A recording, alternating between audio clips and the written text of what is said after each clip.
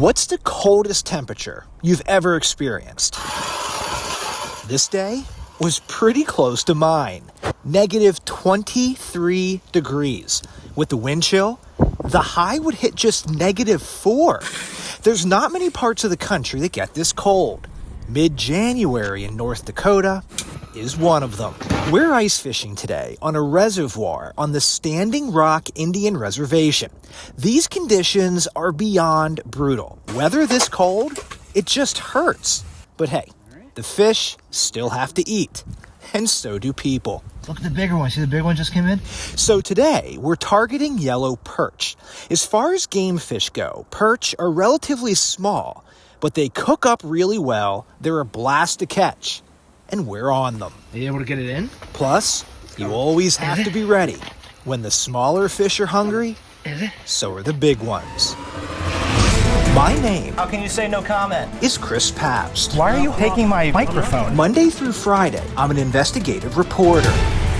But on weekends, I just want to be on water. Here, there's no professional fishermen, charter boats, or tour guides. It's just everyday anglers in search of those hidden limits. We're fishing today with Nathan. Monday through Friday, Nathan is a nuclear pharmacist. What is a nuclear pharmacist? So nuclear pharmacist or nuclear pharmacy is another tool for physicians to use to help diagnose something wrong with the body. So like a CT or MRI scan will show you the anatomy, but what nuclear medicine does, it shows you the physiology. It'll show you the blood flow through the heart. It'll show you cancer cells sucking up sugar. Nathan creates a product that you put in your body. It attaches to cancer cells, and a computer can see where the cancer is. That's correct. Yep. Now, before we start fishing, we have to play by the rules. An out-of-state 3-day fishing license in North Dakota cost me $30, but compared to other states, that's kind of high. In Maryland, where I live, a non-resident fishing license for 7 days is $7.50. You get another perch? Nathan is born and raised Bismarck, North Dakota. He's been fishing these waters for decades, and he has a system. Step 1, find the best location on the lake for the conditions. Where you want to go is right in the spot here. Ice fishing tends to be a game where you need to be mobile and drill a lot of holes in search of fish. Got it? But we just can't do that today. It's simply too cold to relocate. Once we're set up, we're set up. So it was extremely important that we planned and picked the best possible spot. Low perch. Put it back. So we're located in the old creek. So this was originally a creek that was dammed years ago to become the reservoir. And we were fishing at about approximately the deepest part of the lake where the old creek bed used to run. The thought there is better water movement, some better structure down there. So we targeted this specific part of the lake. Step 2, diversify your presentation. I thought we would try a couple different things. So we have the typical ice fishing rod, which is maybe a little 3-foot rod. It's a mini version of what you would use for bass casting or anything like that, with the open face reel. Because we don't have a lot of room in here. Right. We also have a couple dead sticks. So what these essentially are, there's a little nail on there, it's just a wooden stick, and it's got line. So with the other ones, you just reel those in like you normally would with, a bass or anything else you're fishing with. These you just pull hand over hand. So you're pulling them in by hand. They're kind of fun to catch fish on. So the real ones have the slip bobbers on them, so they have little knots that you can actually reel into the reel. We use these little weights for the bottom testing. So when we first drill the hole, we put this on the hook, drop it all the way to the bottom and figure out the exact mark on the bottom. Mark that with your fingers on the line, and then we'll usually 6 to 12 inches is where we'll pick it up off the bottom. The reason we do that is because that's where perch and walleye typically swim and eat, or, about a foot off the bottom.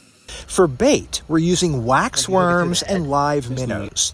When baiting the minnows, we placed a hook just behind the dorsal fin. The idea is to keep the minnows alive and very active underwater. Perch and walleye travel in packs. So they'll come and go.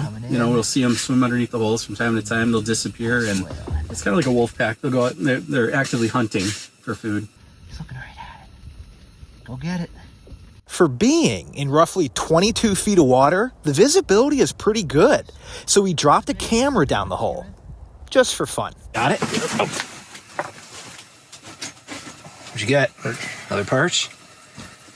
All right. So we're cleaning them already, right? Keep them. Yeah. Is he a lot smaller than the others? Yeah, he is. I think that one goes back. Okay. Yeah.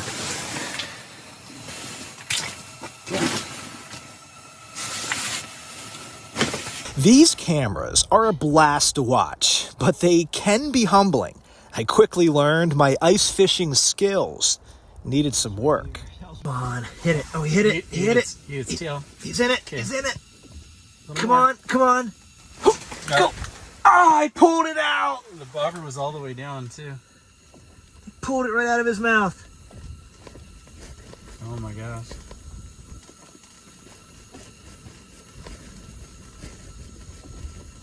Oh, there he is. He's back. Take the hook. Bobber's down. Is it down? No. I missed him again.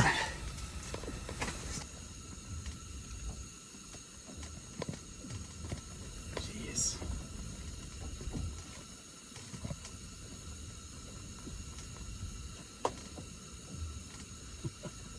He was eating it from the back, and the hook wasn't getting in his mouth. But the hook is in the back.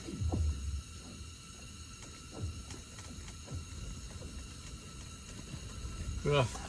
I didn't expect that to happen twice. He's still there. You see him on the bottom? He's back. He just backed up. See him? He's right there. He's looking at it. He's coming in for the head. He's looking at it. He's swimming by it. Come on, come back a third time. Ooh, Oh, look at that one. that's a big one. That's a big fish. Come on. So after this is over, you might have to replace your minnow. He looks pretty chewed on. Yeah. There he is. He took it. He took it. Keep eating, keep Come on. This one again. Missed him again.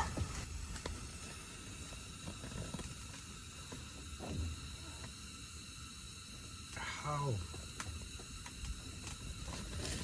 The Standing Rock Indian Reservation is about an hour south of Bismarck. And what a beautiful drive to get here. Open land and stunning rock structures as far as you can see. Along the way, I think we passed more mule deer than cars.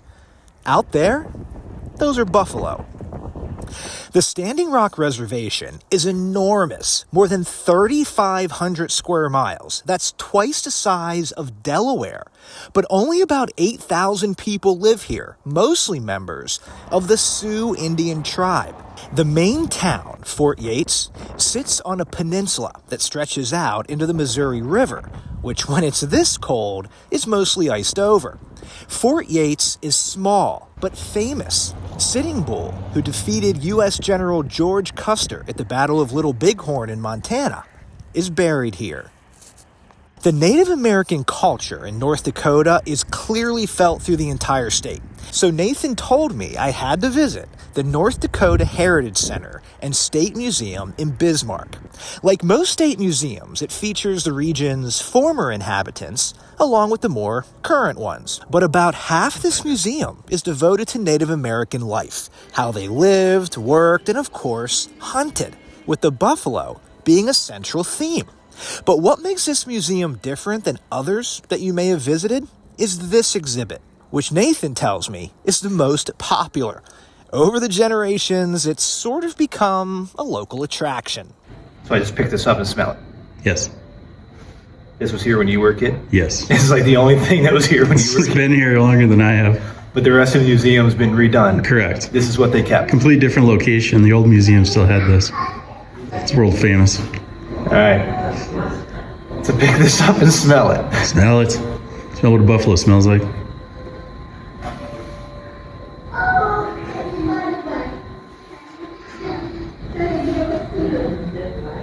It's kind of like what I thought it would smell like. It's like musty fur. All right. Okay, back to the ice. At this point, we were about 3 hours in and getting pretty good action, especially on the camera. We were over a lot of fish, but most of them just wouldn't quite take the bait. Up there it is. Look at the fish. There was consistent action for hours on the camera, but then, all of a sudden, the fish just seemed to go away. For about 20 minutes, we saw nothing on the screen. Then, we learned why. Are you able to get it in? It's coming. Is it? Yep. Whoa! Well, now you know there's no perch down there.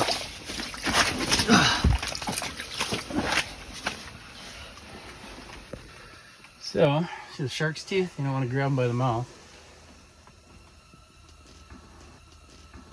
You got one on you. Well, I got one too. Here. Take it. I missed it. That's something big, wasn't it? Yeah, hold on. Let me get it back down there. Wait, you got it? Yeah, this one's a perch. Well, now that I got that northern out of there, it's a good one. That's a nice perch.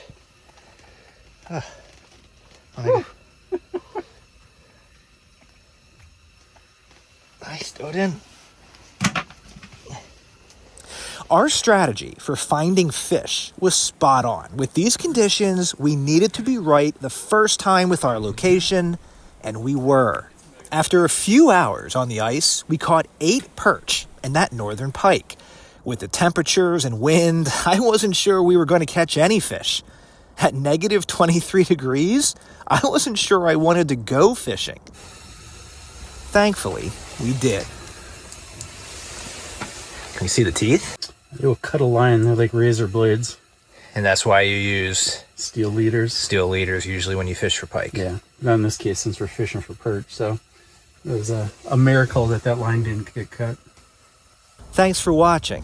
I'm Chris Pabst, and this is Hidden Limits Outdoors.